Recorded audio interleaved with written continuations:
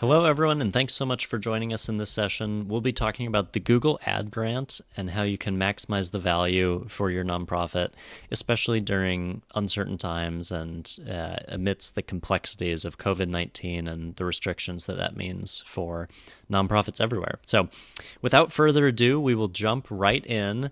And the first question that I'd like to answer is, what is the Google Ad Grant? And how in the world can it help my nonprofit? And the really quick synopsis is that the Google Ad Grant, the program's actually been around for over a decade, and it gives nonprofits $10,000 a month to spend on ads in Google search. And we'll show some examples in a second. And essentially what it's designed to do is help your nonprofit reach its audience online. So when people are searching for you and they type something into Google, the ad grant lets you have an ad that shows up right at the top of that Google search that someone can click on and come to your website. And so we'll see a couple of examples. Here's one from one of our clients, and this client is called the COPD Foundation. COPD is a respiratory ailment, and this client has a free screening tool that people can take to see if they're at risk and if there are actions that they should be taking. So the perfect type of person that this organization wants to reach is someone who's wondering whether or not they have COPD or if this is something they should be concerned with. And so one of the keywords that they're advertising on is, as you can see up here in the top left, do I have COPD? This is the perfect person.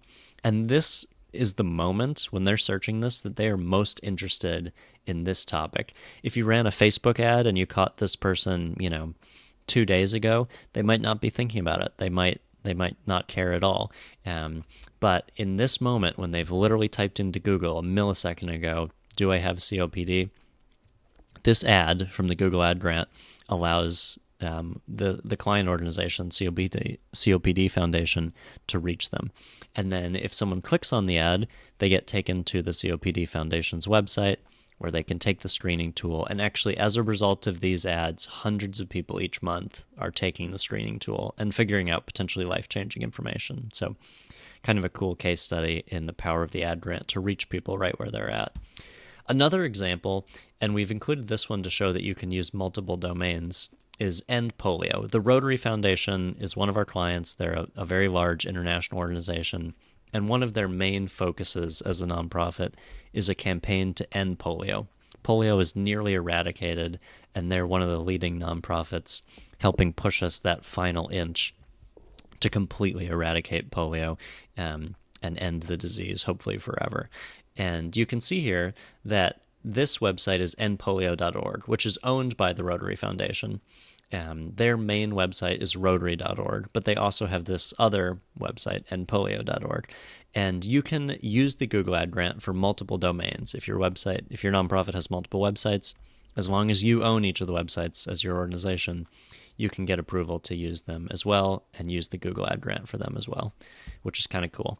A final example for us shows the ability to use the ad grant to respond to news and current events. So many of you probably remember a few years ago now that former President George H.W. Bush passed away. And in the final months of his life, he was accompanied by a service dog named Sully. And Sully kind of became famous and well-known, and so a lot of people were Googling service dog Sully. Well, this client of ours, America's Vet Dogs, actually was the organization that trained Sully before he was ultimately placed with the former president. And so they quickly created a landing page all about Sully the service dog and how he was President Bush's service dog in his last days and the training process and how they're able to train service dogs to help other people as well. And as a result of this, they got hundreds and hundreds of people clicking on this ad. You'll see that they're right at the top. They're even above Wikipedia. And they got so many people interested in volunteering, interested in having them come and do speaking engagements, which is a great fundraising opportunity. And all of that was made possible by the Google Ad Grant because they can jump right to the top of the Google search results, respond to this trending topic, and get a lot of exposure for their organization. So those are just a few examples, a few tastes of how the Google Ad Grant can be used that hopefully provide some inspiration. But let's quickly jump into eligibility. More people are eligible, more organizations are eligible for the Google Grant than most expect. So focusing on the United States first, if you are a 501c3 nonprofit and you are not a hospital, a school, or a government agency, you are eligible for the Google Ad Grant, which is the vast majority of nonprofits in the United States. Additionally, dozens of other countries also are eligible with their sort of local equivalent of 501c3 nonprofit status. We work with clients all over the world that are using the Google Grant to great effect. But most people think that it's really hard to get the grant, or that they might not be eligible. Maybe they're not big enough. Maybe they're not small enough. Whatever it is, size doesn't matter in terms of the organization. You could have, received your 501c3 status yesterday, and you would now be eligible. Or you could be a huge multinational organization like Rotary Foundation, and you're also eligible. So definitely worth thinking about. The other thing to note in terms of eligibility is that everyone who applies for the grant, who is eligible and does the application process correctly, which we'll get into in a second, will receive it. There's not a limited number of grants. Everyone who applies gets approved. We've helped hundreds of nonprofits get approved and have never failed yet. So that is an encouragement for us all. I'll give a quick synopsis of the Google Grant acquisition process, just in case it's helpful for anyone. And this diagram will be in a PDF that you can download at the end as well. And this is how it works. So when you're starting out your application process, the first question to ask is, are you a member of Google for Nonprofits? And you might be if your organization uses G Suite, or like a work version of Gmail for your email accounts. Google gives G Suite to nonprofits for free. And so many organizations use that because it's a great way to save money and get a nice email platform. And if you have G Suite for nonprofits, you applied for that within Google for Nonprofits. And so you just need to log back into Google for Nonprofits. And then you can follow the steps. You make sure you have Google Analytics installed on your website, you have conversion tracking set up, etc. And then you can apply for the grant within Google for Nonprofits. If you don't have it already, you want to make sure that you're registered with TechSoup. And if you're not, you can register. If you are, you can just log in and get a validation token. You can generate a token within TechSoup that verifies your nonprofit status, and then you use that to create an account for Google for Nonprofits, and you proceed from there. So that's a really quick synopsis of how that all works. Happy to provide additional insights if people have specific questions on that at the end, but that's how that all works. Here are a couple more examples of how the Google Grant can help. I know that we've kind of whet our appetites with the examples before, but here's some more. So driving awareness is a big one. If you have services that your nonprofit offers that you want to make people aware of, or you are an advocacy-oriented organization where you're trying to get a message out, the Google Grant is a great way to reach large groups of people as they're expressing interest in the areas that you're working in. A fun way to use it as well is selling tickets. We have a number of symphony clients, museum clients, zoos, aquariums, etc., that use the grant very successfully to sell tickets. Sharing thought leadership, we mentioned a second ago, especially if you're advocacy-oriented or you have research that you'd like to share with the world or educational content. This is a great way to get the word out. Promoting events can also work really well with the Google Grant, or promoting event spaces. So we have a botanic garden in Indiana that uses the Google Grant to market their space nationally to people that are looking for beautiful outdoor event spaces or wedding venues, etc. It's typically hard to get direct, like immediate cash donations through the grant because people are often just learning about your organization and they might not be ready to give financially, but there are always creative ways. So there's a Habitat for Humanity restore in North Carolina that uses the grant to help people who are trying to get rid of or donate household items like refrigerators and so forth. They offer free pickup. They'll take your item, you get a tax deduction for the donation, and then they sort of clean it up and sell it at their restore, which provides funds to help fuel their operations. So, and they do, lots and lots of tens of thousands of dollars in pickups that they're then able to resell. And then finally, attracting visitors. We talked about museums, aquariums, and so forth. Really great way to reach people using the grant. So let's jump into how the Google Ad Grant is actually structured, how the accounts work, and what the different pieces are. So at the highest level within a Google Ads account, you have campaigns. And for this example, we'll pretend that we're a humane society and we are trying to get animals adopted, dogs and cats in particular. So we would probably have a number of campaigns in our account. One of them maybe is, about education and blog content that we have. One is maybe just on our brand name. And one would probably almost definitely be like adopt animals. And we'll focus on the Adopt Animals campaign here. So within the campaigns, you have ad groups, and ad groups are groups of keywords and ads. And each ad group should have a really particular topic. So in this example, we have two ad groups, Adopt Dogs and Adopt Cats. You wouldn't want to put those two together because these are two separate audiences that are looking for different things, in this case, dogs and cats, and you want to appeal to them differently. So within each of the ad groups, you would have keywords like adopt dogs, adoptable dogs near me, dog adoption, and then the same for cats. And then you would also have ads. You have to have at least 2 ads within each ad group and at least 2 ad groups within each campaign as part of the Google Grant. And these ads would be related to the ad group's theme. So in ads 3 and 4, we would only be talking about adopting cats. In ads 1 and 2, we would only be talking about adopting dogs. And this increases the relevancy of the ad to what someone is searching for. The gold standard in the Google Grant is making sure that your keywords and your ads and your landing pages are all tightly relevant with each other. So if someone wants a dog, use dog keywords, use dog language in the ads, and send them to a landing page on your website that's just about adopting dogs.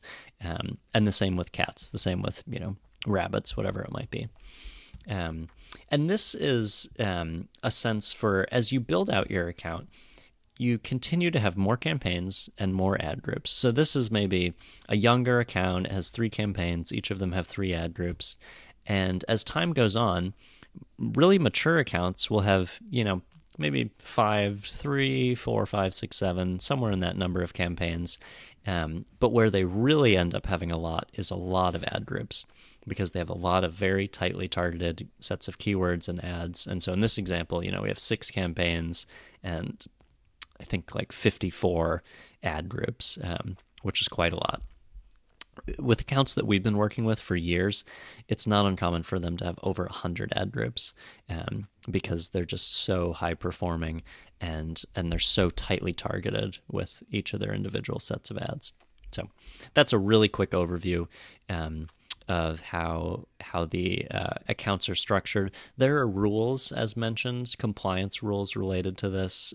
We mentioned 2 of them, that each campaign has to have at least 2 ad groups and each ad group has to have at least 2 ads. There are other rules that we'll provide some information on at the end in the form of a guide that you have to keep in mind as you're running the ad grant account. A big one is that you have to maintain at least a 5% click-through rate, which means at least 5% of the people that see your ads are actually clicking on them. If you don't follow these things, your account will eventually get suspended and it becomes a real pain to get it reactivated. So definitely worth following the rules from the outset.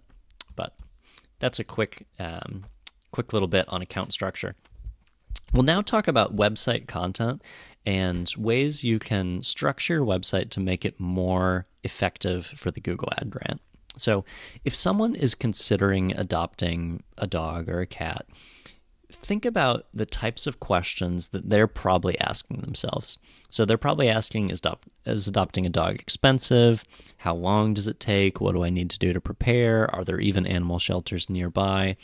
And if someone types in these types of things, and this is not unlikely that someone would literally type in, is adopting a dog expensive, or cost to adopt a dog, straight into Google. If you just send people to your homepage, if you just have an ad that says, we are an animal shelter, adopt dogs here, and people click on that and go to your homepage, Google's smart enough to know that you're not really answering this person's question. They asked a specific question about the cost to adopt a dog, and you're just sending them to your homepage. And so what's going to happen is that ad is not going to perform very well. It's not going to show that often. It's not going to have a great click-through rate, and you're not going to reach a lot of these people. They'll end up clicking on something else. because they may not even see your ad because it might not show if it doesn't perform very well. And so what you want to think about is creating website content that answers each of these questions. So a perfect thing to do here would be to have a blog post that says cost to adopt a dog. And then you could have probably an ad group that just is all about cost to adopt a dog that has these types of keywords and takes you to that specific landing page. And the same with each of these other potential questions. And so we have some examples here. So the affordable cost of adopting a dog explained, preparing to adopt a dog, local animal shelter, hours and directions. Once you have these types of content, these pieces of content on your website, you're now perfectly answering each of these questions. And so you can write ads that take people directly to each of these individual landing pages. And this will do really well because you're answering each of the questions, you're providing a very high quality experience for the searcher, and that will allow your ads to show more often and you to reach more people using the Google Ad Grant. So that's why not only is managing the grant effective very important, but so too is having great website content to back it up very important.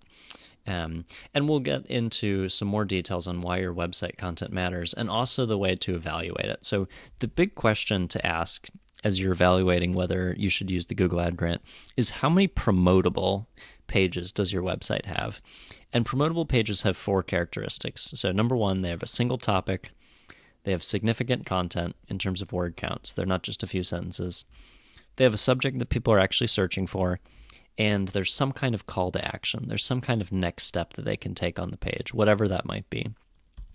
Each of these topics here in the blue boxes, as long as they were, written well and had sufficient content, you could have calls to action in each of these would be promotable pages.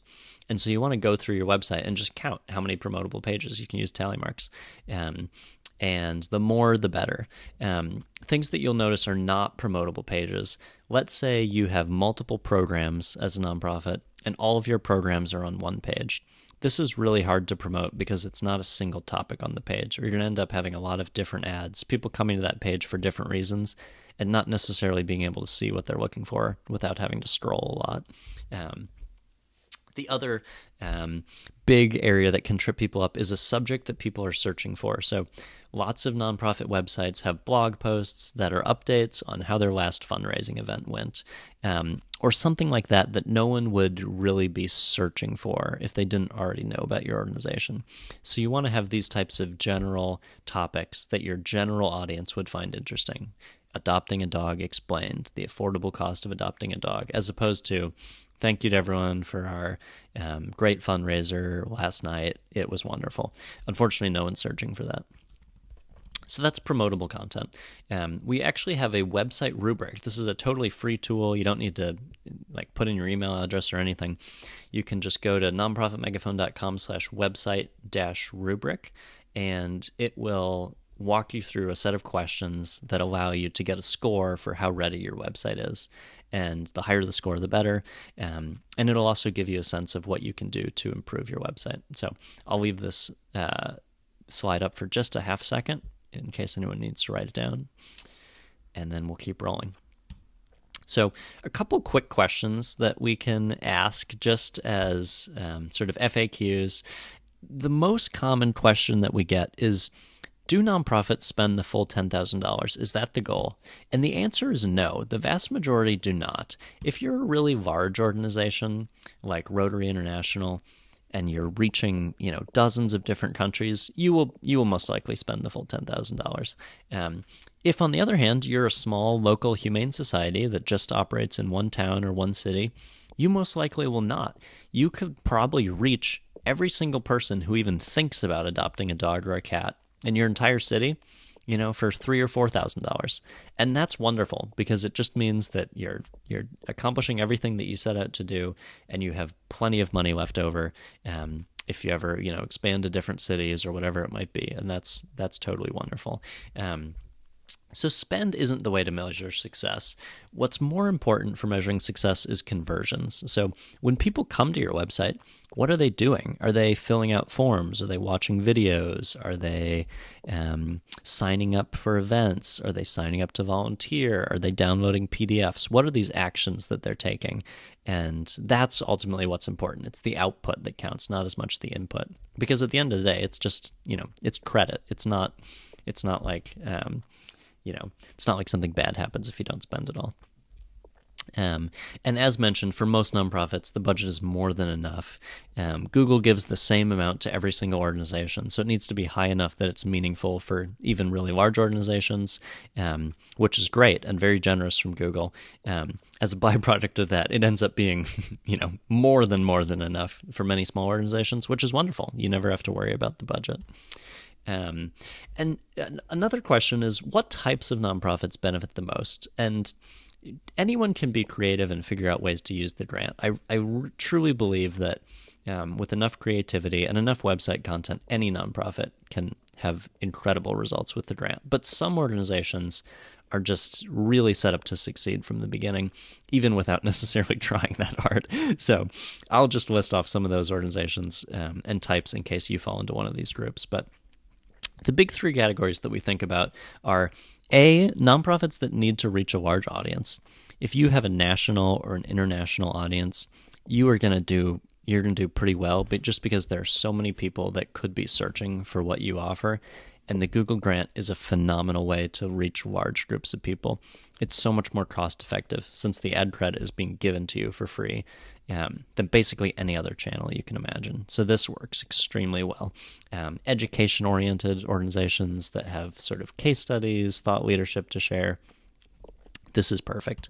The second category is nonprofits with revenue models that benefit from exposure. So if you're a YMCA, you're a JCC, you're a Habitat for Humanity Restore, any type of organization like that, a museum, a zoo, etc., the Google grant is a great way to reach people because, on average, the more people that know about you, the more revenue you will end up generating. Even if it's not immediate, even if it's over the long term, the exposure is always good. So this is a great category for the grant as well. And then finally, nonprofits that lots of people are searching for. So animal rescues, advocacy organizations, organizations related to current events, these types of nonprofits just do really well just because there's so much searcher interest in what they deal with that you're going to get a lot of really high quality traffic to your website, and you're going to get a lot of conversions almost without as much effort as maybe someone else would have to put forth. So these are some big categories, obviously pretty broad, and many nonprofits that don't fall into any of these still do extremely well, but these are some quick categories for us. We have created a document called the Google Ad Grant Ultimate Guide. This is the 2020 edition, and it is available, if it would be helpful for you, as a free PDF download at nonprofitmegaphone.com/guide. You can just download it. There's not even an email address required. It's just like literally you open up that link and it'll be the PDF that you can just save to your desktop. We provide this as a resource. Hopefully it's helpful. It goes in a lot more detail to a lot of the topics that we have discussed here, and hopefully it's just a great tool for you as you continue to explore the Google Ad Grant. And finally, I'll say, we're happy to help however we can. If you have questions after watching this and you're sort of, trying to figure something out with the Google grant, please feel free to email me at grant@nonprofitmegaphone.com. My email address is right on this slide, or you can visit us at nonprofitmegaphone.com. Our organization literally only works with the Google Ad Grant. It's 100% of our focus. We have 340 plus nonprofit clients that we manage the grant for. And so if after watching all of this you say, oh my gosh, this is just such a lift, this is going to be a lot to learn, and I don't necessarily have time to do it with everything else that I have to juggle, we are happy to talk with you about basically us managing the Google grant for you. And then you can be the strategic oversight and sort of telling us what the objectives are, but we do all the work on the ground to put that plan and that vision into practice. We joke that our our mission in life is basically making all of the chaos and sort of the stress and uncertainty about dealing with the Google grant just totally go away, and free you up to worry about other things and worry about the bigger picture. So if that would be of help to you, more than happy to chat. Shoot me an email or visit our website, and we'd love to talk. But thanks so much. And any questions at all, any way we can be helpful, we would love to do that. So thanks, everyone. Really appreciate you taking the time to be here with us.